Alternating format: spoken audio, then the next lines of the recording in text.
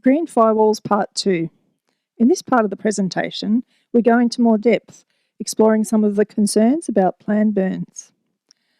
Their failure to prevent wildfires, health risks, Indigenous perspectives, threats to biodiversity.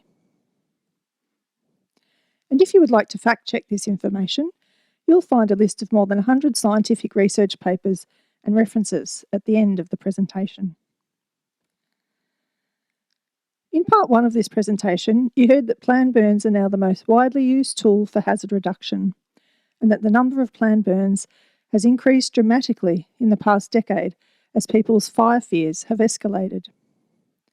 In part 2A, we look at some of the scientific research showing that planned burns cannot prevent catastrophic wildfires as extreme weather and drought increases globally.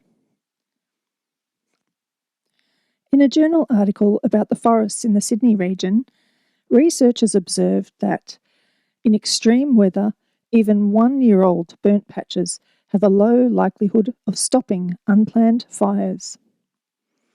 And Melbourne University study supports this.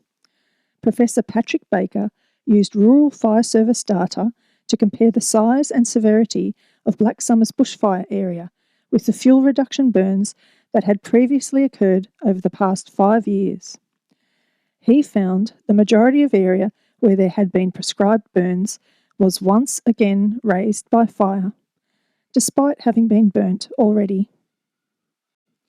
In fact, there is mounting evidence that planned burns can increase the fire risk. In 2018, another study found overall fuel hazard was higher in forests and woodlands burned 6 to 12 years previously than those unburned for at least 96 years. It stated, frequent burning can maintain forest understory in an early successional shrubby state, leading to higher overall fuel hazard.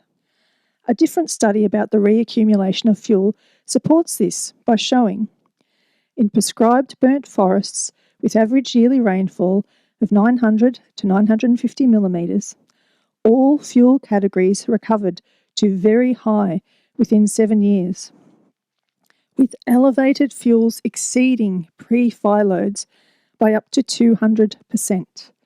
I'll repeat, with elevated fuels exceeding pre-fire loads by up to 200%. As you can see from these photos illustrating what happens in the early years after a fire. In year 1 after planned fire, growth is not too bad, but by year 7 there is a 200% increase in the dense shrubby state compared to what was there before the planned burn. And here is a graph from this study showing elevated fuel levels in the first 10 years post-fire, which start to drop down after 25 years since a fire. Here's similar evidence from fire behaviour scientist Dr. Zylstra, who said, "It is widely assumed that more frequent fire makes forests less flammable. This study demonstrates that the opposite is true. Across the Australian Alps, recently burnt forests have been more flammable than mature forests. Increasing fire frequency has the potential to accelerate by producing an increasingly flammable landscape." He concluded that more fires make the Alps more likely to burn. Dr. Zylstra's study of flammability trends after planned burns showed that for all the different forest types he tested, such as dry open forest, tall wet forest, subalpine forest and more, the young regrowth that was produced as a result of planned burning was much more flammable and likely to carry a crown fire than older, unburnt forests. So we've seen evidence that planned burns can't be relied upon to prevent catastrophic wildfire. In fact, they may increase the risk. So what do scientists think is more important than fuel reduction? Number 1, weather. Extreme heat, less rainfall, wild winds.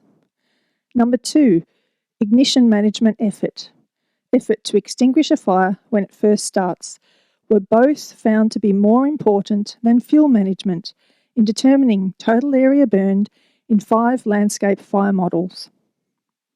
Is there anything we can do to help number 1, weather? Yes, we can slow climate change by planting more trees. What can we do about number 2, ignition management? A rapid response in extinguishing fires when they first start and not letting them burn for weeks in the back blocks will solve number 2. New infrared satellite technology enables detection of fire ignition within seconds. And there are water bombing drones that can access remote areas and extinguish them rapidly before they develop into wildfires. Could the millions of dollars spent on planned burns be redirected into rapid response and new technologies? Part 2b, health risks. Planned burns are dangerous to both planetary and human health. In terms of planetary health, it's obvious that every time you light up a forest, thousands of tonnes of greenhouse gas pollutes the air, and that the heat from the fire raises the temperature in the surroundings and will burn off any moisture in the forests and catchments, increasing the likelihood of drought. In a nutshell, burning exacerbates climate change and drought. But what about human health? Medical studies show that the health effect of smoke from planned burns imposes a higher mortality than the direct impact of bushfire flame. An example in the Medical Journal of Australia found that 14 premature deaths were attributable from a single week of prescribed burns and 100 hospital admissions in Sydney alone. And we should remember that smoke from planned burns through the year, autumn, winter and spring, is additional to smoke from summer bushfires, and the health impacts accumulate. In 2018, the World Health Organization said that small particulate pollution in wood smoke, PM 2.5, has huge health impacts, even at very low concentrations, and there is no safe limit for PM 2.5 exposure. It is especially dangerous for asthmatics, people with heart conditions, young children, and the elderly. The Australian Government's National Pollutant Inventory listed 38 toxic substances released in wood smoke, including acetone, arsenic, benzene, carbon monoxide, cyanide, formaldehyde, and mercury, to name a few. Multiple studies on wood smoke have found it to be more toxic than cigarette smoke.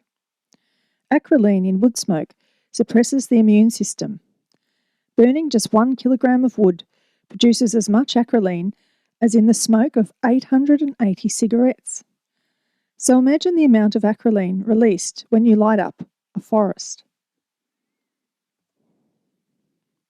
So is it a good idea to be doing planned burns during a COVID pandemic, stressing the respiratory and immune systems of people?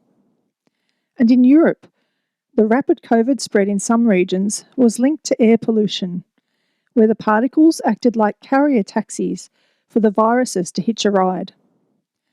The scientists who did this research concluded that the policymakers needed to take direct action for pollution control.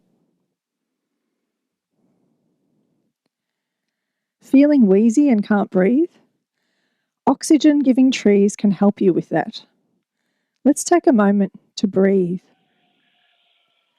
And imagine we're in the life-giving forests.